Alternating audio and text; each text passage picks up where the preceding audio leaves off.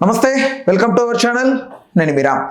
Janasena MLA పేరు చెప్పనప్పటికీ but ఆయన ఒక ఇంటర్వ్యూలో భాగంగా మాట్లాడుతూ నేను ప్రజలకి నా వంతు సహాయం చేస్తున్నప్పటికీ దాంట్లో కమిషన్ రూపంలోనైనా లంచం రూపాయలైనా తీసుకుంటాను, దాన్ని తిరిగి నేను ఆ నియోజకం ప్రజల మీదే ఖర్చు పెడతానని ఆయన మాట్లాడుకొస్తున్నారు. ఇక్కడ చాలామంది ఒక ప్రశ్న అయితే వెలువెత్తుతుంది. ఆయన మాటల్లోనే నాకు నెలకి సుమారుగా యావరేజ్గా 5 కోట్ల వరకు ఇలాంటి రుసుము వస్తుంది. ఇలా అనుకుంటే సుమారుగా ఈ 5 సంవత్సరాల టెన్యూర్లు 300 కోట్లు. ఒక ఎమ్మెల్యేనే 300 కోట్లు వద్దనుకుంటే వస్తుంటే ఒకవేళ గట్టిగా అడిగితే ఎంత వస్తుంది? ఒకవేళ సీఎం టు మినిస్టర్ అసలు ఎంత ధనం ఉంది అసలు ఆంధ్ర రాష్ట్రంలో ఇలా తీసుకునే పని అయితే అసలు ఈ లంచాన్ని ఎలా చూడాలి, ఈ వేని అసలు రాజ్యాంగం ఏం చెప్తుంది అనే అంశానికి సంబంధించి మనతో మాట్లాడడానికి ప్రముఖ పొలిటికల్ అనలిస్ట్ కేఎస్ ప్రసాద్ గారు ఉన్నారు. ఆయనతో మాట్లాడదాం. సార్ నమస్తే. నమస్తే సార్. డైరెక్ట్ ఇండైరెక్ట్ 5 కోట్లు వస్తుందంట మంత్లీ. అంటే యావరేజ్ చేసుకుంటే 5 సంవత్సరాలు 300 కోట్లు. గట్టిగా అడగకపోతే 300 కోట్లు అంటే అడిగితే ఎంత వస్తుంది? అక్కడ నుంచి మినిస్టర్ సీఎం లెవెల్కి ఎంత ధనమో సున్నాలు అసలు ఉంటాయంటారా? ఇంత బోలాగా మాట్లాడి ఏకైక వ్యక్తి నా మిత్రుడు బొలిశెట్టి సత్యనారాయణ గారు ఉంటారు. ఇంకెవరో అంత బోల్డ్గా మాట్లాడలేరు. ఆయన ఉన్నదన్నట్టు మొహం మీద చెప్పే సామర్థ్యం ఆయన దగ్గర ఉంటుంది. వ్యక్తిగతంగా నాకు మంచి వ్యక్తి అతను. నేను ఆయన గౌరవిస్తాను. మొహం మీద చెప్తాడు ఏదైనా. కాంగ్రెస్ పరంగా జడ్పీ చైర్మన్ కూడా చేశాడు. ఆయన చాలా నష్టపోయిన వ్యక్తి అతను. కానీ అతను రాజకీయాలు డబ్బుల కోసం చేస్తాడా అన్న కోణంలో అయితే నేనైతే మాట్లాడదలుచుకోలేదు సార్.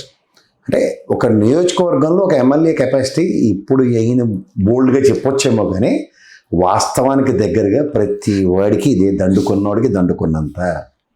ఈ ప్రజాస్వామ్యాన్ని ఎప్పుడో భ్రష్టు పట్టించారు వీళ్ళు. ఒక బిజినెస్ ఫర్టినిటీని ఎప్పుడైతే ఇంట్రడ్యూస్ చేసి తీసుకొచ్చారు రాజకీయాల్లోకి, వీళ్ళ వ్యాపారమే. వాళ్ళు చూడు, వాళ్ళ తల్లి కొడుకులు బోడిగుండ్లు వేసుకొని చేస్తూ ఉంటారు వాళ్ళ భార్యతో సైతం. ఏదైనా ఇది వ్యాపారం అన్నది యాప్ట్, పర్ఫెక్ట్ యాప్ట్. వీళ్ళేమి సామర్థ్యాలు ఏం తక్కువ కాదు సార్. ఎందుకంటే మీరు చూడండి, ఎవరో అక్కర్లేదు, చంద్రబాబు నాయుడు గారు అనే వ్యక్తి 2 ఎకరాల ఆసామిగా ఆయన రాజకీయ ప్రస్థానం. ఇవాళ జాతీయ స్థాయిలో ఆయన మించిన ముఖ్యమంత్రి లేడు ఫైనాన్షియల్గా. ఎక్కడి నుంచి వస్తాయి? ఉదాహరణకి ఆయన వ్యాపార పరంగా హెరిటేజ్ లాంటి సంస్థ ఏర్పాటు చేయొచ్చు, దానివల్ల ప్రాఫిట్ మాడ్యూల్స్ రావచ్చు. ఒక వ్యాపారం చేయడానికి సామర్థ్యం ఒక సామాన్యమైన వ్యక్తికి అంత ప్రాక్టికల్గా ఫీజిబిలిటీస్ ఉంటాయా? రియలిస్ట్గా మనం వేల మీద లెక్కట్టవచ్చు. మీరు చూడండి, ఏ రాజకీయ నాయకుడు నన్ను అగ్రిగేట్ 90% బిగ్గెస్ట్ ఆంటర్ప్రెన్యూర్స్ ఉంటారు, బిగ్గెస్ట్ కాంట్రాక్టర్స్ ఉంటారు. ఎలా వస్తున్నాయి వాళ్ళకి? అదే పొలిటికల్ సెంటర్లో వాళ్ళే. ఎందుకంటే అలా లీడర్ సినిమాల్లో చూపిస్తారు కదా, ఆడ తినడానికే నిశ్చయించుకుని 20% దాకా ఆడ వదలట్టు. చీఫ్ మినిస్టర్ ఆడ 20% ఇస్తేనే కానీ వదలలేదు. ఆ సినిమా చూసారా మీరు? అది నిజ జీవితంలో కూడా అదే జరుగుతుందని ఎదమో ఇష్టం ప్రశ్నలు అడగండి. వాస్తవం అదే. ప్రజలైన జడ్డి వేదనలు కాదు, ఇవన్నీ గమనిస్తూనే అది మీరు అబ్జర్వ్ చేయండి. కావాలంటే ఎలక్షన్ ముందు ఏ కార్లో తిరుగుతారో చూడండి. ఎలక్షన్ ఏంటంటే ఫార్చునర్ ఉంటుందా, మర్సిడీస్ కార్లు ఉంటాయి, ఒకసారి చూడండి. అవునా కదా? అదే ఫార్చునర్ కార్ ఎంతండి? 60 లక్షల దగ్గర ఉంది. 40 to 60. ఇన్నోవే 45 లక్షలు ఉంది. క్రిస్టాలో అలాంటివి. మీరు వీడి స్థాయి ఎక్కడి నుంచి పెరిగిపోతుంది? గవర్నమెంట్ వీడికి అప్పు కూడా ఇస్తుంది కొనుక్కోవడానికి. స్థాయి పెరిగింది అనుకోండి, రియల్ ఎస్టేట్ వ్యాపారానికి బాగా అర్థమవుతుంది.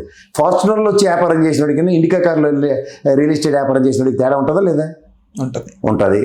ఆడితో బిజినెస్ అవుతుంది, వీడితో బిజినెస్ అవుతుంది, ఆడితోనే బిజినెస్ అవుతుంది 100% కదా. అలాగే వీడితో బిజినెస్ పెంచుకోవాలంటే వీడికి స్థాయి ఇదే కల్పించి ప్రభుత్వం ఏర్పాటు చేస్తుంది. వేసుకోరా అని. ఇవన్నీ ప్రజలు గ్రహించగలిగే సామర్థ్యం లేక కాదు. కంపారిజన్ ఏంటంటే 5 ఏళ్ళు ఈడెంత తిన్నాడో వాళ్ళకి ఒక ప్రాథమిక లెక్క ఉంటుంది, పాతోడు ఎంత తిన్నాడో లెక్క ఉంటుంది. మళ్ళీ ఎలక్షన్ వచ్చినప్పుడు ఆడికన్నా ఈడు ఎక్కువ తినాలి లేరా, ఈసారి వదిలేద్దాం అని చెప్పి ఆడికి ఓటేయరు. తక్కువ తిన్నాడికి మారుతాడేమో అని భ్రమలో ఓటేస్తారు. అంతకన్నా ఇంకెట్లేదు. ఇదే రాజకీయం. అంతకుమించి ఏం కొత్త రాకెట్ సైన్స్లో ఏం జరిగిపోవట్లే. తినడం అయితే ఆపరు, గడ్డి కరవడానికే రాజకీయాలు చేస్తున్నారు ఇప్పుడు. అందులో మొహమాటమే లేదు. ఎప్పుడో మా ఆయన పెద్దవాళ్ళ పేర్లు వాళ్ళెవరు మానీలు అంటాం, దామోదర సంజీవి గారు, అయితే ఇక్కడ మా ఖమ్మం నుంచి ఎన్నికైన ఎమ్మెల్యే గారు, ఇలాంటి వాళ్ళని ఇలా వేళ్ల మీద లెక్కట్టవచ్చు.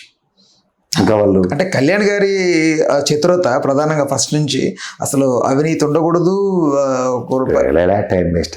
అలా సినిమా డైలాగులు చెప్పుకున్న వాళ్ళ గురించి అసలు నియోజకవర్గాల్లో ఏం జరుగుతున్నాయో ఆయనే ఒక ప్యాకేజ్ స్టార్ అని అభియోగం మోస్తున్నాడు. ఏం మాడుతున్నారు? ఏ సార్ ఇవన్నీ ప్రాక్టికల్లీ ఎవడు ప్రూవ్ చేయలేరు కాబట్టి, పాపం బొలిశెట్టి అమాయకుడు కాబట్టి బయటకు వచ్చి చెప్పాడు ఆయన. ఎవరు చెప్పరు. అమాయకుడు అంటున్నారా? అమాయకుడు. I know him in person. బోలతత్వం ఉన్న వ్యక్తి. బోల ఉన్నప్పుడు చెప్పాడు. మనుషులు చాలా రేరుగా ఉంటారండి అలాంటి వ్యక్తిత్వం. నేను జనసేన గురించి ఎప్పుడైనా ఒపీనియన్ ఇవ్వడం చూసారా? ఎందుకు ఇస్తున్నా? అతని మీద వ్యక్తిగతంగా నాకు ఒపీనియన్ ఉంది. ఇట్స్ నాట్ దట్ కాంట్రడిక్షన్ నేను చేయట్లేదు. అదే అదే ఇప్పుడు తిన్నింటి వాసాలు లెక్కెట్టి ఇవ్వడం చూసాం. తిన్నది ఒప్పుకోవడం అన్నది వేరెస్ట్ ఫినామినా. ఆయన 5 కోట్లు తిన్నాడా లేదా అన్న దానికన్నా 5 కోట్లు ఆయనకు వెసులుబాటు ఉన్నదని ఎక్స్పోజ్ చేయగలిగాడు. అది యూనిట్ అండర్స్టాండ్. బట్ దీన్ని పార్టీ ఎలా స్వీకరిస్తుంది? అది ఎలా స్వీకరిస్తుందో ఆ ప్రాబ్లం. నేనైతే స్వీకరించింది నేను చెప్తున్నాను. మీరు నన్ను అడిగారు వాళ్ళు ఏం చేస్తారన్న దగ్గర ఎవరు అతీతం కాదు అన్నది అందరికీ తెలుసు. ప్రజలు ఎలా స్వీకరిస్తారంటారు ఈ మాటలు? ఇప్పుడు కాదు, నెక్స్ట్ ఎలక్షన్ చెప్తారు. రిజల్ట్ ఏమో రాపాకలాగా ఆయన ఒకటే గెలవచ్చేమో. పద్ధతిలో 5 కోట్లు నాకు అగ్రిగేట్ వస్తున్నాయి కాబట్టి నియోజకవర్గంగా వినియోగిస్తే కనిపించాడు అనుకో, ఈ 5 కోట్లు లంచం డబ్బులు ఇవ్వట్రా ఇలా ఖర్చు పెడుతున్నానని చెప్పాడు అనుకో, ఈయన బెంచ్ మార్క్ తీసుకుని మిగిలిన కూడా పని చేస్తే అంటే తీసుకున్న లంచంలో 10% గ్రౌండ్ ఎగ్జిక్యూట్ చేసి చూపించారు అనుకోండి, ఇట్స్ హ్యూజ్ ఇంపాక్ట్. బట్ సాధ్యం అంటారా అంత ఇదిగా ఓపెన్ గా? సాధ్యమో కాదు, ఆయన అయితే చెప్పాడు కదా, నేను పూర్వపరాలు చెప్తున్నా. ఒకవేళ ఆయన ఎగ్జిక్యూట్ చేసి చూపించాడు అనుకోండి, ఈ బుక్స్ అయినా ఓపెన్ అవుతాయంటారా? అప్పుడు 21 బుక్స్ 21 175 ఓపెన్ అవ్వాలి. నాకు 175 ఓపెనింగ్ గురించి మాట్లాడతాను కానీ నాకు 1, 2 కాదు నాకు కావాల్సిన పాకెట్స్. ఈయన 5 కోట్లు అని చెప్పాడు అనుకో ఎగ్జాంపుల్, 5 కోట్ల ఎగ్జిక్యూషన్ కూడా నేను సంపాదించింది ఇది, కానీ ఇది ప్రజలకు నేను తిరిగి వినియోగిస్తున్నాను. కావాలంటే నా బ్యాలెన్స్ షీట్లో నా ఇల్లు ఐటీ రైడర్ రండి, ఈ నెల 5 కోట్లు ఇలా సంపాదించాను 1, 2, 3 ఎవిడెన్స్ ఇస్తూ చెప్పి ఇచ్చి మొగాళ్ళని వెళ్తాడు. నాకు తెలిసి బుల్షిట్ గ్యారంటీగా మొగాడు వెళ్తాడు. ఆ విధంగా వెళ్ళాడంటే సినిమా వేరేగా ఉంటుంది. ఎక్కడో డోర్ ఓపెన్ అవ్వాలండి. అందరూ తడువుకుంటారు కదా ఇప్పుడు. తడుకోనండి, ప్రజాస్వామ్యంలో ఎవడో ఒకటితోనే ఒకడే ఉంటాడు, వాడే టార్చ్ బేరర్. ఏం బుల్షిట్ ఏమో ప్రక్షాళన మొదలెట్టచ్చు కదా, తప్పే ఉంది. అన్యాక్రాంతంగా 5 కోట్లు నాకు ఎలా వస్తున్నాయి నెలకన్నా దాని మీద అతను తను ప్రక్షాళించుకోవడానికి ముందుకు వచ్చాడు. అన్నిటి అప్రిషియేట్ హిమ్. అయితే అన్ని ప్రైవేట్ చేసేస్తున్నారు కదా, దీన్ని కూడా లీగలైజ్ చేసింది. లంచాలు మీరు ఇవ్వచ్చు అని ఒక గజిట్ ఇమ్మనండి.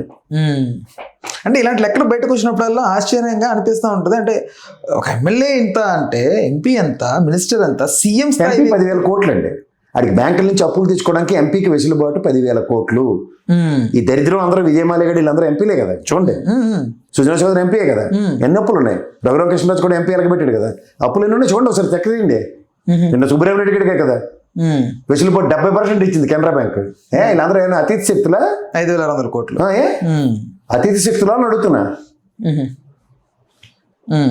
ఎంపీ ప్రొఫైల్ 10,000 కోట్లు బ్యాంకుల నుంచి అన్యాక్రాంతంగా తెచ్చుకోవడానికి, బెంట్లీ కారులో తిరగడానికి. ప్రజలు తెలుసుకోండి విషయం. మినిస్టర్ మళ్ళీ మినిస్టర్ అంటే అదే సార్, ఎంపీ ఎమ్మెల్యే అయిన తర్వాతే కదా. ఎంపీ 10,000 కోట్లు అంటే మినిస్టర్ అగ్రిగేట్న 8,000 కోట్లు ఉంటాడు, 50,000 కోట్లు ఉంటాడు అప్పులు ఎత్తుకోవడానికి బ్యాంకుల నుంచి. అవి ఎగ్గొట్టే అప్పులే కదా. అదేలేండి, తీర్చొచ్చినోడు వాడు. తీర్చాలన్న మనసు ఒప్పదంటారా? ఎట్లా రాజకీయ నాయకుడు అడిగినోడు వాడు. ఇలా వేవ్ ఆఫ్ ఇస్తారు కదా, 70% వేవ్ ఆఫ్ ఇస్తుంటే సుబ్రహ్మణ్యుడికి కాటికి కాల్ చేసిన టైంలో 5,000 పొలం మందుల కోసం అప్పు చేస్తే రైతులు మాత్రం పేక మీద గాలి పెట్టి ఇవన్నీ సినిమా కథలండి. ఇది ప్రజలకు చెప్పే దగ్గర ఈ దిక్కుమాల సినిమా పెపే కబుర్లు చెప్పి కాలక్షేపం చేయకండి. కాదు సార్, ఇది profile of MP. Minister profile ఎంతో చెప్తున్నాను. వీళ్ళు ఎంతసేపు పార్టీ ఫండ్ ఎంత ఇస్తున్నారో లెక్కలు తీయమని ఐటీ డిపార్ట్మెంట్. ఈడీ మన ప్రాణాలు తీసేయడం కాదు, ఈడు బ్యాంక్ నుంచి తీసుకొచ్చిన డబ్బుల్లో ఎంత పార్టీ ఫండ్ ఇస్తున్నారో లెక్క పెట్టమనండి ఫస్ట్. అక్కడి నుంచి కథ మొదలవుతుంది. అంటే కార్యకర్త ఇచ్చిన 100 రూపాయలు 50 రూపాయలతోనూ ఇన్ని వేల కోట్లు ఎక్కడి నుంచి వస్తున్నాయి వాళ్ళకి లెక్కలు మనందరం జడ్డి వేదాలు అనుకుంటున్నారు. అందుకే వాళ్ళ ధైర్యం. ఎలక్ట్రోల్ బాండ్స్ రూపంలో కథలు, దానికి పెట్ట కథలు. పళ్ళు కొరికి చెప్పు తీసుకుని కొట్టినోళ్ళు లేక వీళ్ళ యాచాలన్నీ గిమ్మిక్కులు నడుస్తున్నాయి దేశంలో. బ్యాంక్ వాళ్ళు ముష్టెత్తుకొని తిరుగుతున్నారే. వద్దు మనకి ఆర్బీఐ రెపో రేట్ ఏం మారలేదు, వడ్డీ రేట్లు అవే అట. ఎక్కడి నుంచి వస్తున్నాయి మీకు డబ్బులు? బ్యాంక్లో డబ్బు విత్డ్రా చేస్తే మన డబ్బులు మనం తీసినందుకు మనకి చేత కూడా వేస్తున్నారు, మన డబ్బులు మనం వేసినందుకు డిపాజిట్కి డబ్బులు ఛార్జ్ చేస్తున్నారు. ఇది ఎక్కడ దరిద్రం అండి? 2 లక్షల క్యాష్ బయట పెట్టుకుంటే దానికన్నా ఎక్కువ ఉంటే ఐటీ వాడు వచ్చి మన దగ్గర ఎత్తుకెళ్ళిపోతున్నట్టు. ఏదైనా కట్ల డబ్బులు, రూములు డబ్బులు, అప్పుడు ఆవిడ రైడ్ చేయడు. ఇది వ్యవస్థ నడిపిస్తుందోడు ఈడే మళ్ళీ రాజకీయ నాయకుడే. అంటే పర్సనల్ ఖర్చుకు అప్పు చేస్తారా రాజకీయ నాయకులంతా? ప్రజల కోసం మన ఉద్ధరించడానికి ఇండస్ట్రీ పెడతారు, ఉపాధి కల్పిస్తారు.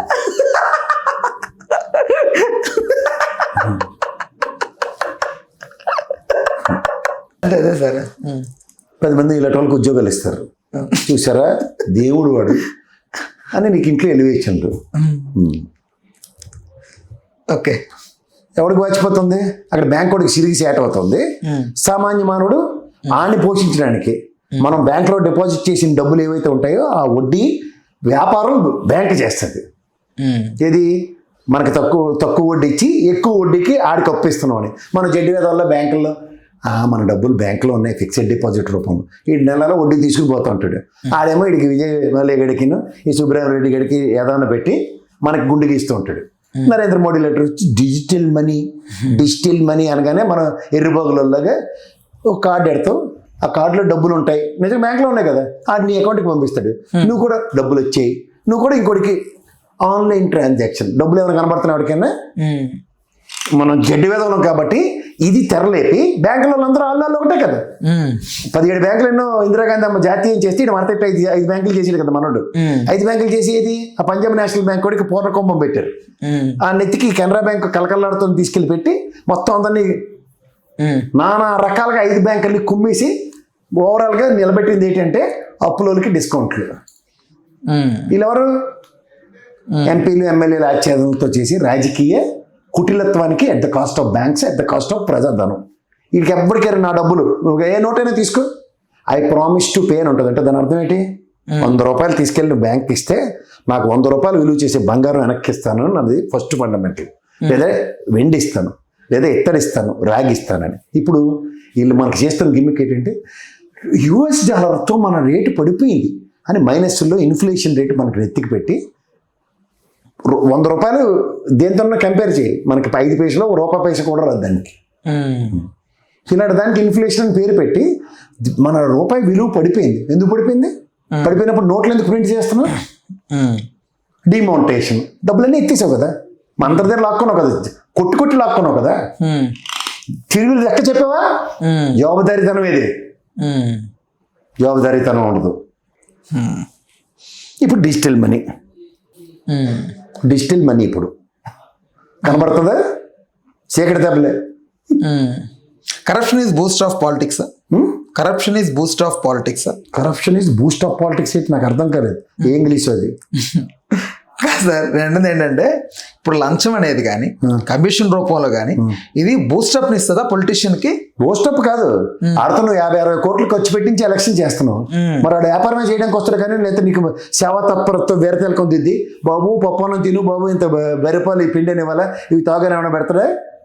నువ్వు ఆడు 60 కోట్లు ఖర్చు పెట్టి ఓటుకి 5,000, 10,000, 100 రూపాయలు, 1000 రూపాయలు ఆడి దగ్గర ఎత్తేస్తున్నప్పుడు ఆడ ఎందుకు ఊరుకుంటాడు? గెలిచిన తర్వాత ఓడిపోయినాడు ఇంకా పక్కపట్టేసి ఉంటాడు. నెక్స్ట్ టైం ఇంకో 10-20 కోట్లు ఎక్స్ట్రా ఖర్చు పెట్టినా వీళ్ళ దగ్గర ఎత్తేయడానికి వస్తాడు. ఈ రాజకీయం మనం నేర్పిన తర్వాత దానికి పవన్ కళ్యాణ్ పేరు పెట్టండి, ఇంకోటి పేరు పెట్టండి. బొలిశెట్టి గారికి కస్టమర్గా చెప్పారు నేను ట్రాన్స్పరెంట్ రాజకీయం చేస్తాను. యాడ్ నుంచి కట్టించాడు అంత పెద్ద జనసేన ఆఫీస్ అక్కడ. ఏటా ఉంటది కదా సార్, అంటే వాళ్ళు అదే ఉంటుంది, అందరికీ ఉంటుంది. యాడ్ నుంచి కట్టేస్తున్నారు వీళ్ళు, యాడ్ నుంచి వచ్చేస్తున్నాయి ఫండ్స్.